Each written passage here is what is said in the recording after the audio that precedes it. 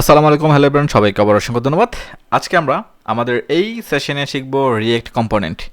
React component নিয়ে আজকে আমরা বিস্তারিত আলোচনা করার চেষ্টা করব এবং রিয়েক্ট কম্পোনেন্ট কিভাবে ইউজ করে সেই জিনিসটা আজকে আমরা থিওরিক্যালি বোঝার চেষ্টা করব। আমাদের রিয়েক্টের মধ্যে দু ধরনের কম্পোনেন্ট আছে, একটা হচ্ছে স্টেটফুল কম্পোনেন্ট আর হচ্ছে স্টেটলেস কম্পোনেন্ট। ওকে, স্টেটলেস কম্পোনেন্ট মানে হচ্ছে ফাংশন কম্পোনেন্ট আর স্টেটফুল কম্পোনেন্ট হচ্ছে ক্লাস কম্পোনেন্ট। এই দুইটা কম্পোনেন্টই কীভাবে কাজ করে সেটা আমরা স্টেপ বাই স্টেপ দেখার চেষ্টা করব। তবে আজকের সেশনে আমরা শিখব যে কম্পোনেন্ট জিনিসটা কি, একটু থিওরিক্যালি আমরা বোঝার চেষ্টা করব। এখন কম্পোনেন্ট জিনিসটা কি সেটা যদি আমরা থিওরিক্যালি বোঝার চেষ্টা করি তাহলে আমাকে একটা কাজ করতে হবে, একটা ওয়েবসাইটের ইউআই চলে যেতে হবে। খেয়াল করে দেখেন, এটা হচ্ছে আমাদের একটা ওয়েবসাইটের ইউআই। আমাদের ওয়েবসাইটের ইউআইয়ের মধ্যে এখানে কিন্তু একটা মেনু সেকশন আছে, তাই না? এটা হচ্ছে একটা মেনু বার। খেয়াল করে দেখেন, আমি যদি এই সেকশনটাকে আলাদা করি তাহলে এটা হচ্ছে একটা সেকশন। দেন আমরা যদি এই সেকশনটাকে আলাদা করি এটা কিন্তু আমাদের একটা সেকশন। অ্যান্ড সার্চ বারটাও একটা সেকশন, বাটনটা কিন্তু আমাদের আলাদা একটা সেকশন। সেকশন না, এটা আলাদা একটা কম্পোনেন্ট। এখন এই যে মেনু বার, হ্যাঁ, এই যে আমাদের এখানে একটা মেনু বার আসছে, এটাকে আমরা একটা কম্পোনেন্ট আকারে রাখতে পারতেছি। কম্পোনেন্ট আকারে রাখলে কি হবে? এই কম্পোনেন্ট আকারে রাখলে এই জিনিসটাকে আমি বারবার ইউজ করতে পারবো। এই যে এখানে সার্চ বারটা, এটাকে একটা কম্পোনেন্ট আকারে রাখতে পারি। যদি আমার এই সার্চ বারটা কোথাও প্রয়োজন পড়ে আমি শুধুমাত্র ওই কম্পোনেন্টটা ডিক্লেয়ার করে দিলেই কিন্তু হয়ে যাবে। আমি যদি একটু নিচে চলে আসি, নিচে আসার পরে খেয়াল করে দেখেন, এটা হচ্ছে কার্ড, এটা হচ্ছে একটা কার্ড কম্পোনেন্ট। এই যে আমি পুরোটা যদি নেওয়ার পরে এটা হচ্ছে একটা কার্ড, এটা একটা কম্পোনেন্ট, এটা একটা কার্ড, এটা আলাদা একটা কম্পোনেন্ট। এই কম্পোনেন্টের ভিতরে সাব কম্পোনেন্ট কিন্তু আরও এখানে অনেকগুলো আছে। যেমন আমাদের আইকন, এটাকে একটা কম্পোনেন্ট আকারে ধরতে পারি। এর টাইটেল আর ডেসক্রিপশন আছে।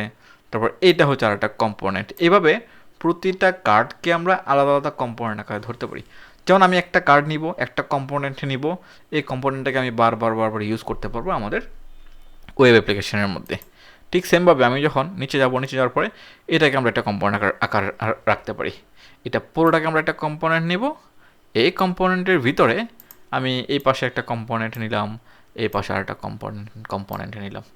এভাবে আমরা কিন্তু দুইটা কম্পোনেন্ট নিতে পারতেছি। এই জিনিসগুলোকে আমরা কিন্তু রিইউজ করতে পারবো। আমি একটা কম্পোনেন্ট করে রাখবো, এই কম্পোনেন্টগুলোকে আমরা বারবার কিন্তু ব্যবহার করতে পারবো। এই যে একটা ওয়েবসাইটের প্রতিটা সেকশনকে কিন্তু আমরা আলাদাভাবে কম্পোনেন্ট বলতে পারি। এটাকে একটা কম্পোনেন্ট বলতে পারি, এটাকে একটা কম্পোনেন্ট বলতে পারি, অথবা এটাকে একটা কম্পোনেন্ট বলতে পারি। ওকে, এই জিনিসটা আরেকটু ক্লিয়ারভাবে বোঝার জন্য আমরা একটা কাজ করতে পারি, ফেসবুকে চলে যেতে পারি। এটা হচ্ছে আমাদের ফেসবুক প্রোফাইল। আমার ফেসবুক প্রোফাইলের মধ্যে খেয়াল করে দেখেন, হ্যাঁ, পুরোটা হচ্ছে একটা কম্পোনেন্ট। যেহেতু ফেসবুকটা কিন্তু রিয়েক্ট দিয়ে তৈরি করা, তাই ফেসবুকের ভাষা বলি, আর রিয়েক্টটা কিন্তু ফেসবুকে নিয়ে আসছে। এই পুরোটা হচ্ছে একটা কম্পোনেন্ট। একদম এখান থেকে শুরু করে খেয়াল করে দেখেন, একদম হচ্ছে যে আপনার এখান থেকে শুরু করে একদম পুরো ফ্রেমটা হচ্ছে একটা কম্পোনেন্ট। ওকে, এই কম্পোনেন্টের ভিতরে কিন্তু আমাদের আলাদা আলাদা আরও অনেকগুলো কম্পোনেন্ট আছে। যেমন হচ্ছে যে আপনার ব্যানারটা হচ্ছে একটা কম্পোনেন্ট। আমি ব্যানারে ক্লিক করলাম, ব্যানারটা ওপেন হলো। তারপর হচ্ছে যে প্রোফাইল পিকচার হচ্ছে একটা কম্পোনেন্ট, হ্যাঁ। তারপর হচ্ছে যে আপনার এই যে অপশনটা, এটা হচ্ছে একটা কম্পোনেন্ট, হ্যাঁ, এটা হচ্ছে একটা কম্পোনেন্ট। তারপর হচ্ছে যে এই যে পোস্ট করতেছি, আমরা পোস্ট করতে যাব, এটা হচ্ছে একটা কম্পোনেন্ট।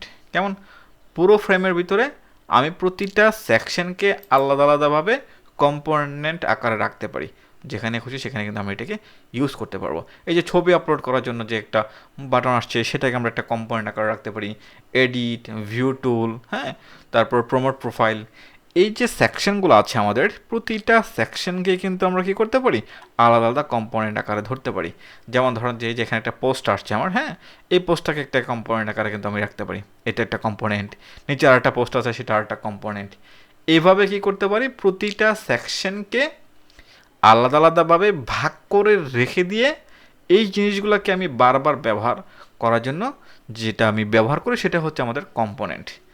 ওকে, এভাবে আমরা কার্ড কম্পোনেন্ট আকারে রাখতে পারবো। কেমন?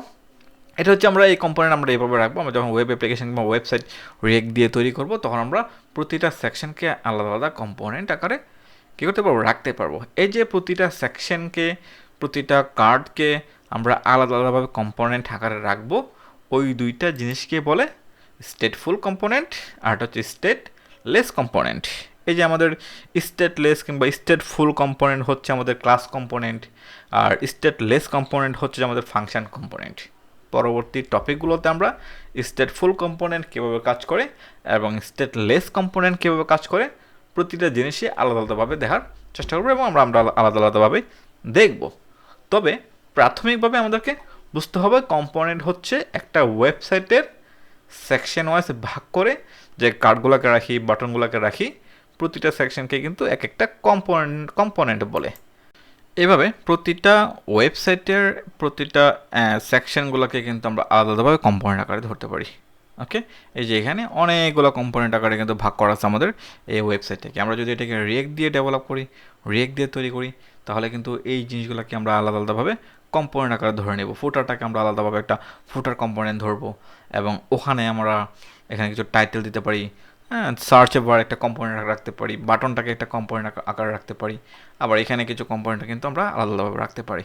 এভাবে একটা ওয়েবসাইটের প্রতিটা সেকশনকে আমরা কম্পোনেন্ট আকারে আলাদা আলাদাভাবে ভাগ করে রাখতে পারি, এবং বিভিন্ন জায়গা থেকে, যেমন কম্পোনেন্টগুলো হয় মূলত হচ্ছে যে আমরা যদি আমাদের প্রজেক্ট ফোল্ডারে চলে যাই, যেখানে আমরা কম্পোনেন্ট নিয়ে কাজ করব আমাদের পরবর্তী সেশনগুলোতে, যেমন সোর্সের মধ্যে আমি এখানে নিতে পারি, এভাবে একটা ফোল্ডার নিতে পারি, কম্পোনেন্টস নামে একটা ফোল্ডার নিতে পারি। ওকে, এই কম্পোনেন্টস ফোল্ডারের ভিতরে আমি রাখতে পারি, যেমন ধরেন ফুটার কম্পোনেন্টস। ওকে, এই ফুটার কম্পোনেন্টসের ভিতরে আমি রাখতে পারি এইভাবে, যেমন ধরেন ফুটার ডট জেএস। এখন এই কম্পোনেন্টের ভিতরে ফুটার কম্পোনেন্ট আছে, এই ফুটার কম্পোনেন্টের ভিতরে আমি ফুটার ডট জেএস লিখবো। এরপর আমি এই কম্পোনেন্টের ভিতরে আরেকটা কাজ করতে পারি, আমি এখানে লিখতে পারি হেডার কম্পোনেন্টস। ওকে, এই হেডার কম্পোনেন্টসের ভিতরে আমি একটা জিনিস নিতে পারি, সেটা হচ্ছে যে হেডার ডট জেএস। এই যে ফুটার এবং হেডার, এই দুইটা জিনিসকে কিন্তু আমি আলাদা আলাদাভাবে রাখতেছি। পরবর্তীতে এই দুইটা জিনিসকে কিন্তু আমি একসাথে ম্যাচ করে একটা ওয়েবসাইট বিল্ড করব। এভাবে আমরা কম্পোনেন্টগুলোকে আলাদা আলাদাভাবে নিয়ে সবগুলোকে জড়ো করে একটা ওয়েবসাইটে রূপান্তর করব। ঠিক সেমভাবে হেডার সেকশন আমরা আলাদা একটা কম্পোনেন্ট রাখলাম, ফুটার সেকশন একটা কম্পোনেন্ট রাখলাম, এখানে মাঝখান দিয়ে আমাদের এই যে আমাদের সার্ভিস সেকশন নামে একটা কম্পোনেন্ট আলাদাভাবে রাখলাম। এভাবে আমরা আলাদা আলাদাভাবে রেখে পরবর্তীতে সবগুলোকে একসাথে করে আমরা কি করব, ইন্ডেক্স ডট এইচটিএমএল যে ফাইল আছে সেখান থেকে কিন্তু আমরা এটাকে রান করব। ওকে, তার মানে হচ্ছে কম্পোনেন্ট মানে হচ্ছে একটা ওয়েবসাইটের প্রতিটা সেকশনকে আমরা আলাদা আলাদাভাবে কম্পোনেন্ট আকারে ধরতে পারি। আমরা এই কম্পোনেন্ট নিয়ে আরও কিছু ক্লাস করব, পরবর্তী সেশনগুলোতে আমরা স্টেপ বাই স্টেপ কাজ করার চেষ্টা করব। আজকে এ পর্যন্তই, সবাইকে অসংখ্য ধন্যবাদ, আল্লাহ হাফেজ।